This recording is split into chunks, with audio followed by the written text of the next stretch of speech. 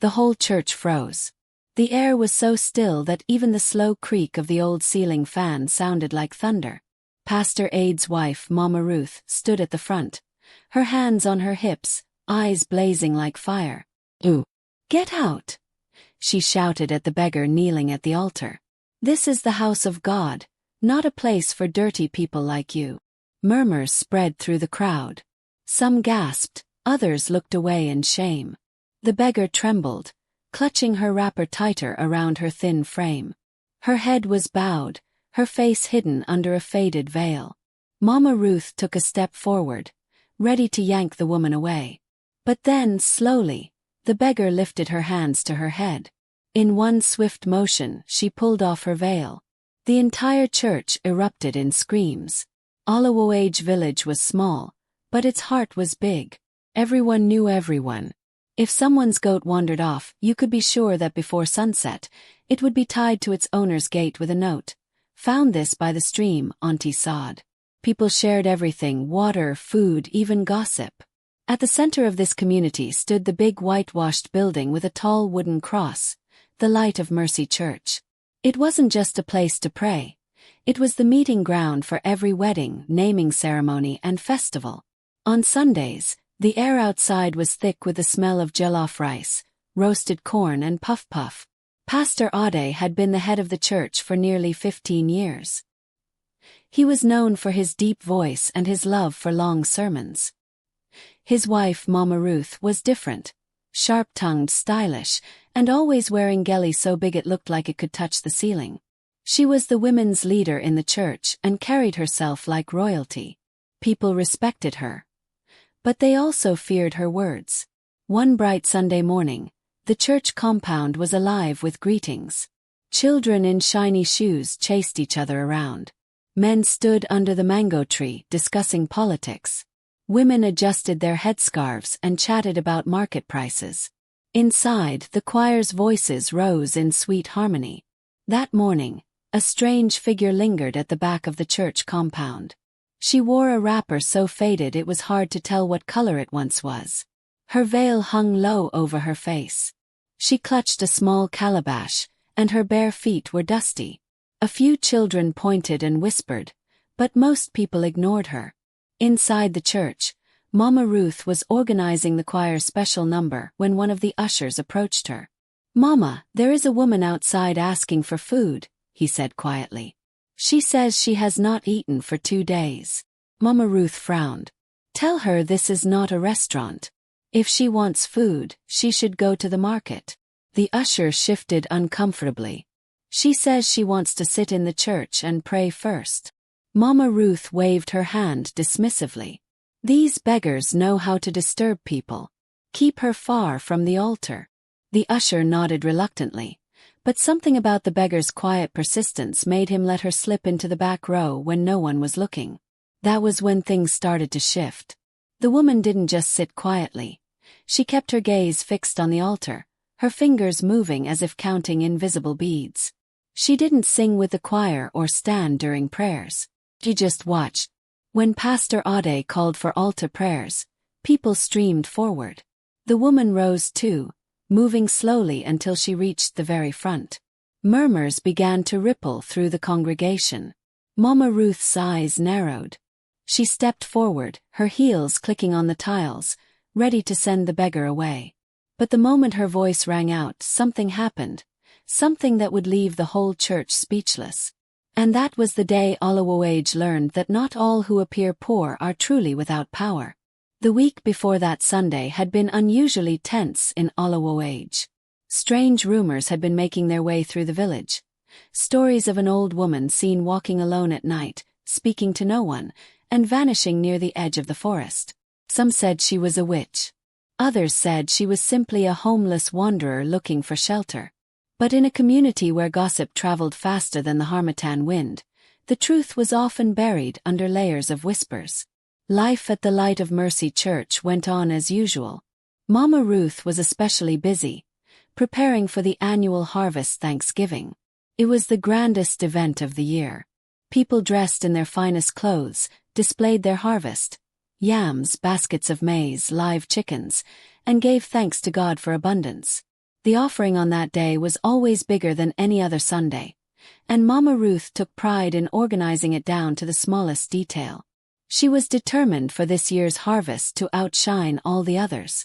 The choir's uniforms had to match, the decorations had to sparkle, and above all, the congregation had to look their best. To her, appearances were everything.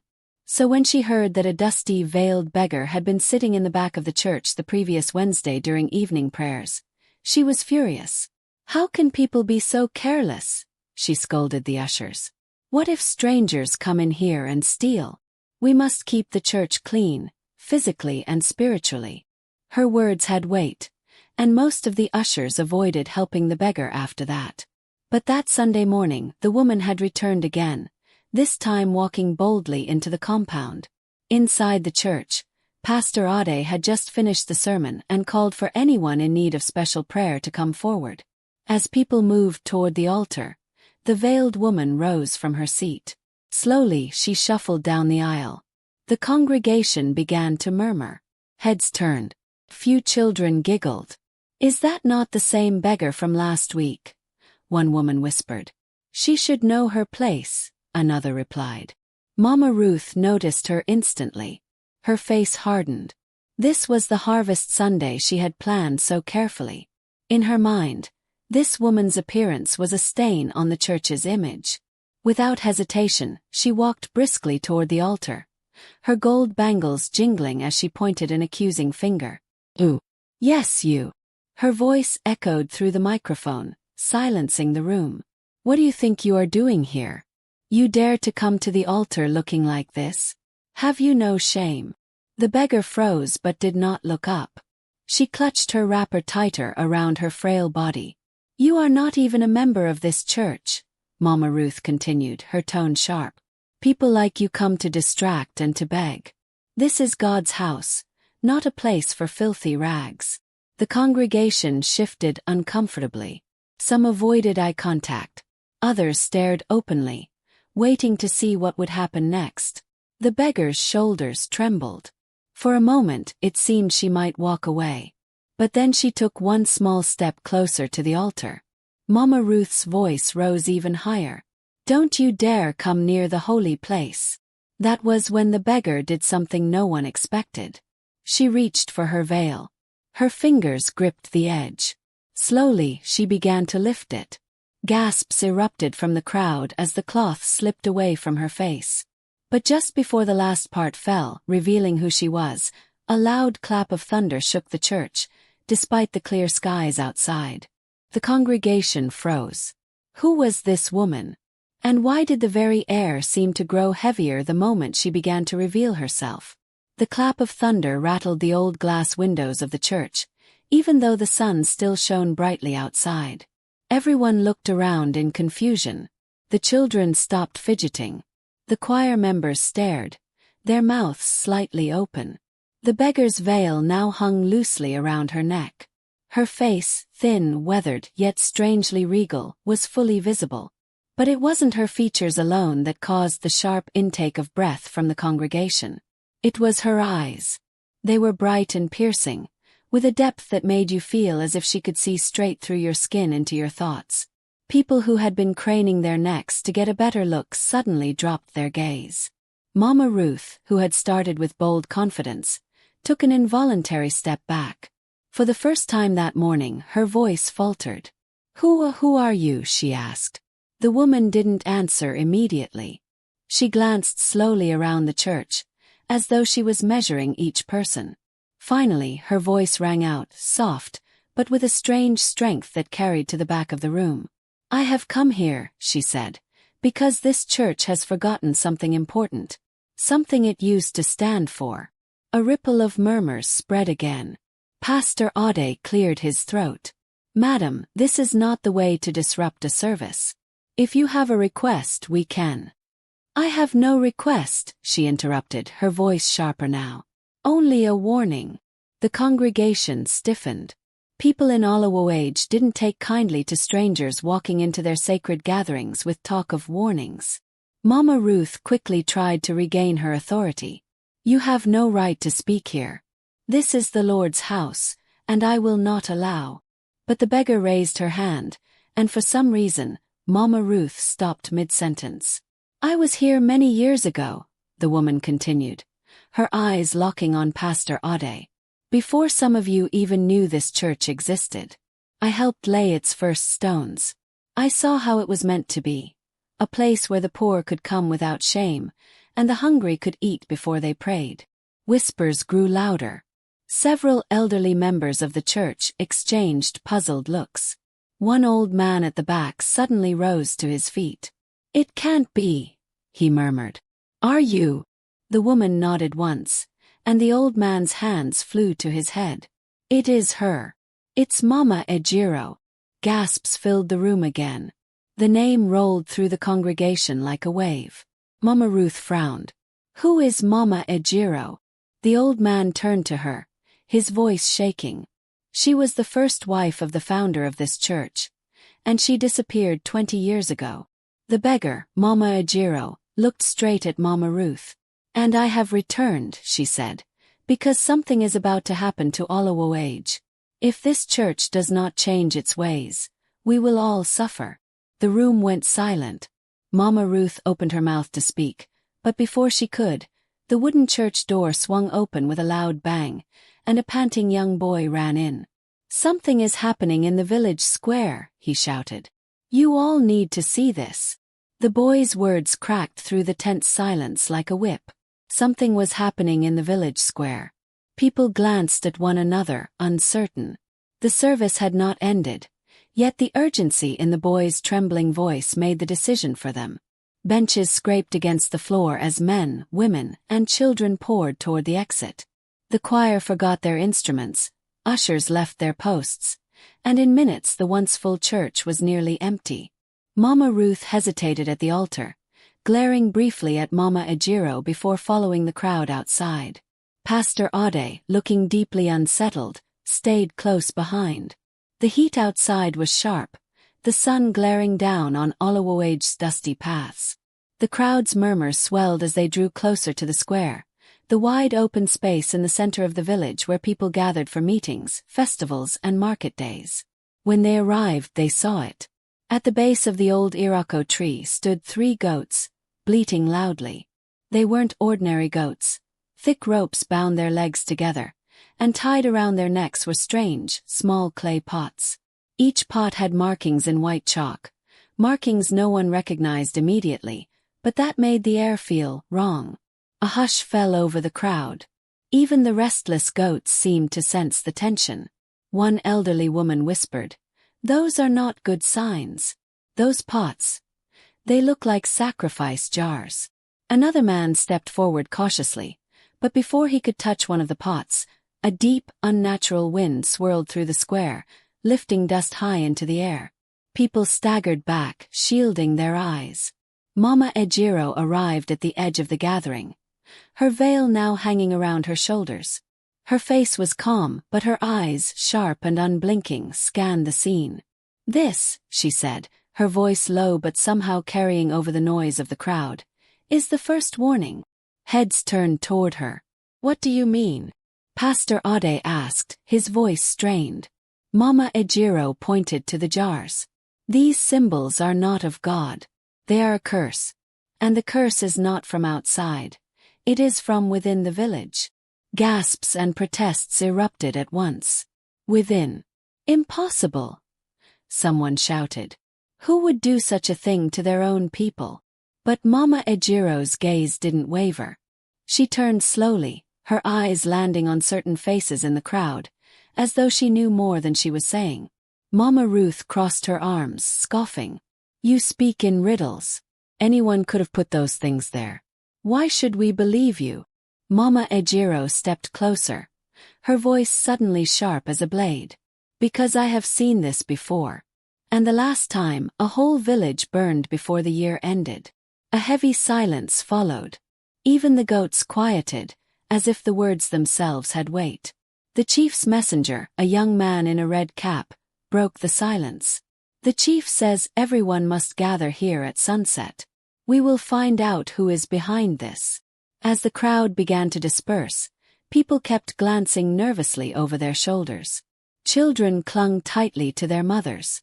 But Mama Ejiro didn't move. She stood staring at the iroko tree, her lips moving in a silent prayer. Mama Ruth, walking away, muttered under her breath, "We'll see how much of this is real. I'm not afraid of some dusty woman's stories."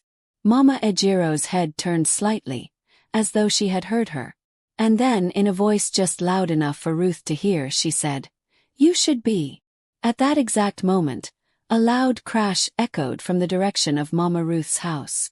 The sound tore through the air, sharp, heavy, and final. People in the square froze mid-step. Some turned toward the direction of Mama Ruth's house, exchanging uneasy glances. Mama Ruth's face tightened. Without a word, she lifted her wrapper slightly and began to walk quickly, her heels striking the ground harder than usual. Pastor Ade, clearly troubled, followed close behind, with several villagers trailing out of curiosity. When they reached the compound, the gate was hanging open, swaying slightly on its hinges. Inside, the wide veranda looked as it always did. Baskets neatly stacked, a broom leaning against the wall, but there was something different. The air felt tense, heavy, almost watching. And then they saw it. In the middle of the courtyard lay Mama Ruth's prized clay water jar, shattered into dozens of jagged pieces. The jar had been a wedding gift from her late mother, and she had guarded it jealously for years. But it wasn't just the broken jar that made her heart pound. Inside the largest fragment of the clay was a thick, dark substance that looked like burnt palm oil. Floating in it were 3 black feathers. Gasps erupted behind her. "This is not ordinary," an old woman whispered. "It's a sign," another muttered, her voice trembling. Mama Ruth's lips tightened. "Who did this?" she demanded, her voice shaking with anger rather than fear. Mama Ejiro, who had followed silently, stepped forward. Her gaze was locked on the feathers. "This is the second warning," she said softly. Mama Ruth whirled on her. "Ooh. You come into my church, disrupt the service, then strange things start happening in my village, and now in my own home. If you think you can scare me with tricks, you are mistaken." Mama Ejiro's expression didn't change. "You are not afraid of me, but you should be afraid of what is coming. This is only the beginning." The murmurs grew louder. People were torn. Some whispered that Mama Ejiro had cursed Ruth's house herself. Others insisted she was merely warning them of a greater evil. Pastor Ade raised his hands for silence. "We must not jump to conclusions. Tonight, at sunset, we will gather in the square as the chief requested. We will hear from everyone." Mama Ejiro's eyes stayed on Ruth a moment longer before she turned away, muttering something under her breath that no one could hear. That evening, as the sun dipped low and painted the sky in streaks of red and gold, the entire village gathered again. Fires were lit in small clay lamps around the iroko tree, casting flickering shadows on the faces of the crowd. The chief sat in his carved wooden chair, his staff resting across his knees. "We are here," he began, "because strange and dangerous things have begun in Olowo. First the cursed goats. Then the breaking of Mama Ruth's jar. We must find the source of this trouble before it swallows us all." He gestured for anyone with knowledge to step forward. For a long moment no one moved. Then Mama Ejiro stepped into the circle of lamplight. She looked around at the faces, fearful, skeptical, curious, and said, "The one responsible is here among us. And they have done this before." Before anyone could speak, a sudden gust of wind blew through the square, snuffing out half the lamps and plunging the gathering into deep, dancing shadows. The sudden darkness made the crowd gasp. Mothers pulled their children closer. Men glanced around, tense and ready to react to anything. The iroko tree's branches swayed overhead, whispering in the wind that had no business blowing on such a still night. Only Mama Ejiro stood perfectly still, her eyes glinting in the flickering lamplight that remained. "This," she said calmly, "is how it begins." Chief Oladipo gripped his staff tighter. "Speak clearly, woman. What do you know?" She turned slowly, her gaze moving from face to face. 20 years ago, before I left Olowo, this same thing happened in another village. First came the symbols on animals. Then the breaking of sacred objects in the homes of the proud. The last sign was blood, and by then it was too late. The crowd broke into whispers. "Blood," one woman repeated in a trembling voice. "What kind of evil is this?" another muttered. Mama Ruth snorted. "Stories to scare children. You speak as if you are some prophet." Mama Ejiro stepped closer to her, her voice low but cutting through the noise. "You are the second sign, Ruth. And unless the true cause is faced, you will not be the last." Before Mama Ruth could reply, a loud, frightened voice came from the edge of the crowd. "They've found another one." All heads turned as two young boys ran into the square. Their chests heaved from running, and their faces were pale with fear. "What have you found?" Chief Oladipo demanded. The taller boy pointed toward the path that led to the river.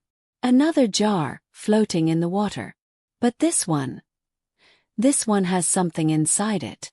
Without waiting for permission, several villagers rushed toward the river. The rest, pulled by curiosity and dread, followed in a swelling crowd. Mama Ruth hesitated, then lifted her wrapper and hurried after them. Mama Ejiro walked steadily at the back, as if she already knew what they would find. When they reached the riverbank, the air was heavy and damp. The moonlight reflected off the water, showing the slow bobbing of a clay jar caught near the shore. A young man waded in, pulled it out, and set it on the ground. The jar was sealed with red wax, and the same strange chalk markings covered it. "Break it," someone whispered. The young man took a stone and smashed the wax. The jar's lid fell away, and the crowd recoiled as a foul smell rose into the air. Inside was a small, carved wooden figure. It had the shape of a woman, and the face was painted to look exactly like Mama Ruth. Gasps and shouts tore through the night. Some women began muttering prayers under their breath. Mama Ruth stepped back, her mouth opening and closing soundlessly. Mama Ejiro's voice rose above the chaos. "This is the third sign. The curse has chosen its first target." Before anyone could respond, a deep, chilling cry echoed from somewhere in the forest, long and mournful like no animal anyone could name. The sound made even the bravest men step closer to the firelight. The chief's voice shook as he spoke. "We must end this before dawn, or we may all see what that cry belongs to." Mama Ejiro's eyes narrowed.